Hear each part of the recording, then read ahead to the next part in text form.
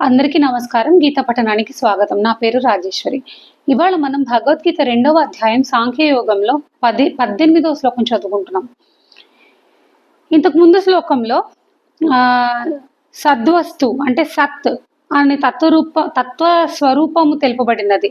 ఇప్పుడు అసత్ అంటే అసద్వస్తు స్వరూపమును తెలుపుచున్నాడు. సత్ అంటే ఉనికి ఉన్నది, అసత్ అంటే ఉనికి లేనిది. శ్లోకం చదువుకుందాం. అంతవంత ఇమే దేహే నిత్యస్యోక్తా శరీరిణః అనాసినో ప్రమేయస్య తస్మాద్యుధ్యస్వ భారత. ఈ శరీరంలో అన్నియును నశించునవే, కానీ జీవాత్మ నాశరహితము, అప్రమేయము, అనిర్వచనీయము, నిత్యము కనుక ఈ విషయమును ఎరింగి ఓ భారతవంశీ అర్జున, నీవు యుద్ధము చేయము.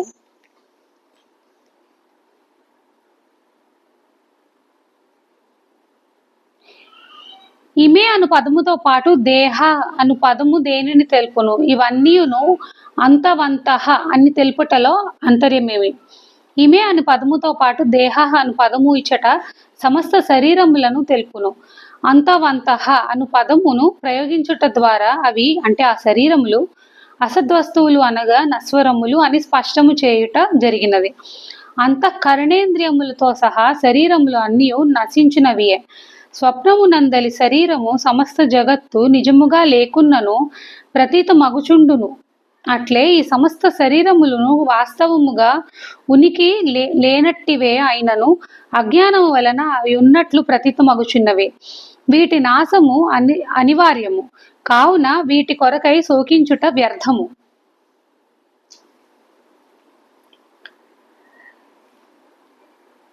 ఇక్కడ శ్రీకృష్ణుడు అర్జునునితో ఇప్పుడు ఎందుకు వాళ్ళు అవతల తన స్వజనులు చనిపోతారనే బాధతో కదా నేను యుద్ధం చేయను అంటున్నాడు. కానీ శ్రీకృష్ణుడు లేదు, నువ్వు యుద్ధం చేయాలి, వాళ్ళకి ఏమైనా అయినా కూడా అది ఎలాగైనా జరిగేది ఎలాగో జరగక మానదు, నువ్వు యుద్ధం చెయ్యాలి అని చెప్పి ప్రోత్సహిస్తున్నాడు కదా కృష్ణుడు. ఈ రకమైన ప్రోత్సాహము ఈ రోజుల్లో మనకి పనికిరాదు యాక్చువల్గా. ఆ రోజున ఇప్పుడు మనమే ఉన్నాము, మన దేశమే ఉంది. మన దేశానికి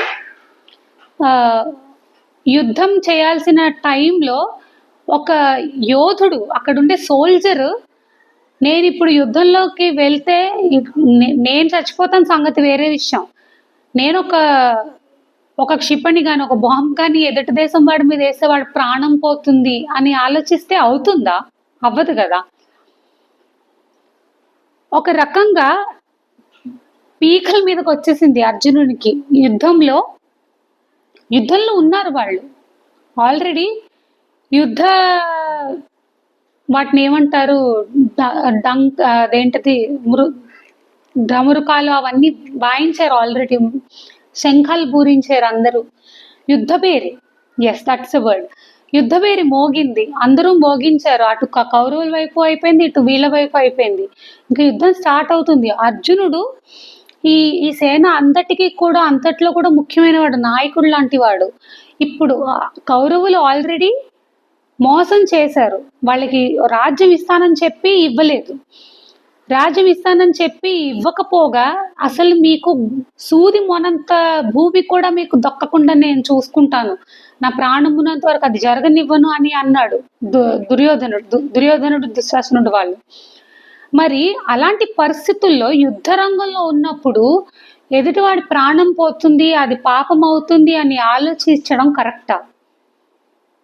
ఇది ఇప్పుడు భగవద్గీత అనేది మనకి రోజు మనము ఎదుర్కొనే ప్రాబ్లమ్స్కి సొల్యూషన్స్ చెప్తుంది అనడానికి ఈ శ్లోకాలు ఎగ్జాంపుల్స్గా తీసుకోవడం కరెక్ట్ కాదు నన్ను అడిగితే. వేరే ఉన్నాయి. ఇప్పుడు కర్మణ్యేవాధికారస్తే శ్లోకం ఉంది, ఆ శ్లోకం మన ఎగ్జాంపుల్గా తీసుకోవచ్చు. అలా ఇంకా ఎన్ని శ్లోకాలు ఉన్నాయో చూడాలి. ఇంకా ఇంతకు ముందు శ్లోకాల్లో చూసాం, పెద్దవాళ్ళని గౌరవంతో మాట్లాడాలి అని చెప్పారు. అలాగే ఒకళ్ళ తల్లిదండ్రుల దగ్గర మాట్లాడేటప్పుడు పిల్లల్ని పొగుడుతూ మాట్లాడితే తల్లిదండ్రులకి సంతోషం వేస్తుందని చెప్పారు. అంటే ఇది సంజయుడు ధృతరాష్ట్రుని దగ్గర దుర్యోధనుడిని రాజు అని పిలిచినప్పుడు దుర్యోధనుడిని పొగిడుతూ మాట్లాడినప్పుడు, అంటే అగో మీ అబ్బాయి అలా చేస్తున్నాడు, రాజైన మీ అబ్బాయి అలా చేస్తున్నాడు అని చెప్తున్నప్పుడు ఇలాంటివన్నీ చెప్పారు. సంజయుడు జనరల్‌గా కూడా ఎదుటి వాళ్ళని నొప్పించే వ్యక్తి కాదు. అతను ఎదుటి వాళ్ళు సంతోషపరచాలి తన మాటలతో. అంటే ఇలాంటివన్నీ చిన్న చిన్న విషయాలే కదా! ఇవన్నీ కూడా యాక్చువల్‌గా ఇలాంటివి అలవరుచుకుంటే మనకే మంచిది సొసైటీలో. నలుగురితోటి మంచిగా ఉండడం కానీ, ఎదుటి వాళ్ళని సంతోషపెట్టడం కానీ, పెద్దవాళ్ళకి గౌరవం ఇవ్వడం అనేది గాని. అర్జునుడు ఏం బాధపడుతున్నాడు, వాళ్ళందరూ నాకు మామలు, నాకు నా బాబాయిలు, నా తాతలు, నా ముత్తాతలు ఉన్నారు. వాళ్ళని నేనెలా ఎదిరించి యుద్ధం చేస్తాను? ఏం చెప్తున్నారు ఇక్కడ? మీ ఇంట్లో ఉన్న పెద్దవాళ్ళకి, తాతలు, ముత్తాతలు, మామలు వీళ్ళందరికీ గౌరవం ఇవ్వండి. వాళ్ళని గౌరవం ఇవ్వమంటే ఏవండి అని అంటే సరిపోదు. వాళ్ళ మాటకి గౌరవం ఇవ్వడం, ప్రవర్తనలో గౌరవాన్ని చూపించటం, వాళ్ళొకటి చెప్తే చేసి పెట్టటం, వాళ్ళకి ఎదిరించి చెప్పకుండా వీలంత వరకు శాంతంగా ఉండటం, ఇవన్నీ కూడా ఇంతకు ముందు శ్లోకాల్లో చెప్పారు కదా, ఇవన్నీ వర్డ్స్ మనం చూసాము. అలాగే ఏవి ఎగ్జాంపుల్స్ కింద తీసుకోవాలి, ఏవి ఎగ్జాంపుల్స్ కింద సిచ్యువేషన్ కూడా మనం గమనించుకోవాలి. ఇప్పుడు శ్లోకం చదవగానే ఆ శ్లోకం ఇప్పుడు నేనే ఉన్నాను. నేను ఇంట్లో ఉండే మనిషిని, నాకు ఇవన్నీ ఇప్పుడు నాకు వర్తించేవి కాదు. ఎదుటి మనిషి చంపాలా వద్దా, చంపితే నాకు పాపం వస్తుంది అంటే ఇప్పుడు ఆత్మతత్వం గురించి నేను ఆలోచించకూడదు. అసలు ఫస్ట్ తప్పది, జీవహింస అవుతుంది ఎదుటి మనిషిని చంపడం అనేది. ఇక్కడ సిచ్యువేషన్ వేరు. వీళ్ళు వార్లో ఉన్నారు, యుద్ధంలో ఉన్నారు. యుద్ధంలో ఉన్నప్పుడు నువ్వు తలబడాలి, ఫైట్ చేయాలి కదా. మనం ఈ భగవద్గీతే కాదు, ఏదైనా ఒకటి చూసినప్పుడు దాన్ని అలవర్చుకునే ముందు నా సిచ్యువేషన్ అది సెట్ అవుతుందా లేదా, నేను చేసేది కరెక్టా కాదా అనే విచక్షణ ఉండాలి, విజ్ఞత ఉండాలి. అవన్నీ తెలుసుకుని మనం మన లైఫ్లో ఏవైతే అనుకుంటున్నామో అవన్నీ అలవరుచుకుంటే మనకి హెల్ప్ అవుతుంది. ఏదైనా ఒక అడుగు వేసే ముందు ఆలోచించి అడుగు వేస్తే దానివల్ల వచ్చే పరిణామాలు, పెద్ద పెద్ద పరిణామాల నుంచి మనం తప్పుకోవచ్చు.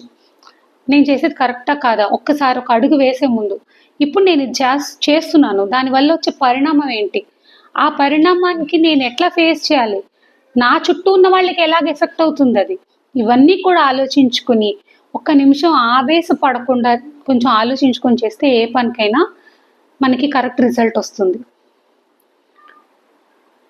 అలాగే ఇక్కడ ఏం చెప్తున్నారు, బాధపడ్డాం. ఇప్పుడు కొంతమంది ఉంటారు ఇంట్లో, వాటిని ఏమంటారు, అకాల మరణాలు జరుగుతుంటాయి. వాళ్ళు చాలా బెంగ పెట్టేసుకుని వాళ్ళ బ్రెయిన్ పాడైపోతుంది పాపం, చాలా బాధపడిపోతూ ఉంటారు. అలాంటి వాళ్ళకి మళ్ళీ ఇది చాలా మంచి మెసేజ్. ఏది శాశ్వతం కాదు, ఎప్పుడు ఇవన్నీ కూడా క్షణభంగురాలు అని ఇంతకు ముందు శ్లోకాల్లో చెప్పారు. సో అలాంటి వాళ్ళకి ఇప్పుడు ఎవరైతే చాలా రగిలిపోతున్నారో, నలిగిపోతున్నారో, ఇలాంటి వాళ్ళని కోల్పోయి, సొంత వాళ్ళని కానీ దగ్గర వాళ్ళని కానీ కోల్పోయి రగిలిపోయి ఇంకా మూవ్ ఆన్ అవ్వలేకపోతున్నారో అలాంటి వాళ్ళకు కూడా ఈ శ్లోకాలు చాలా మంచి మెసేజ్. ఇవన్నీ కూడా ఇప్పుడు వాళ్ళు వెళ్ళిపోయిన వాళ్ళ జ్ఞాపకాలు మన దగ్గర ఉంటాయి, జ్ఞాపకాల ద్వారా వాళ్ళు ఎప్పుడు మనతోనే ఉంటారు. అదే కదా ఒక రకంగా ఆత్మ. జ్ఞాపకాలకి నాశనం ఉంటుందా? నాశనం ఉండదు. మనం మన పిల్లలకి చెప్పుకునో లేకపోతే పక్క వాళ్ళకి చెప్పుకున్నంత వరకు కూడా ఆ జ్ఞాపకం బతుకున్నంత వరకు ఆ మనిషి బతుకున్నట్టే. ఇప్పుడు అందుకే కదా ఇప్పుడు అందరూ కీర్తిని ఎందుకు పెంపొందించుకుంటున్నారు అందరూ. ఇప్పుడు ఒక ఎన్టీఆర్ఏ ఉన్నారు, కృష్ణ అవతారం వేసిన ఎన్టీఆర్ఏ ఉన్నారు. ఆయన చనిపోయి ఎన్నాళ్ళు అవుతుంది, ఇప్పటికీ కూడా మనం కృష్ణుడు అంటే ఫస్ట్ మనకి కళ్ళలో మెదిలేది ఎన్టీఆర్ రూపమే. ఒక రకంగా ఆయన చనిపోయాడు, కానీ ఇప్పుడు ఆ ఎన్టీఆర్ ఆత్మకి చనిపోయి చావు వచ్చిందా? రాలేదు కదా. అలాగే ఇలాంటి వాళ్ళకి కూడా మేబీ చాలా మంచి ఎగ్జాంపుల్స్ ఇవన్నీ కూడా, మంచి మంచి మోటివేషనల్ ఆన్సర్స్ ఇవన్నీ.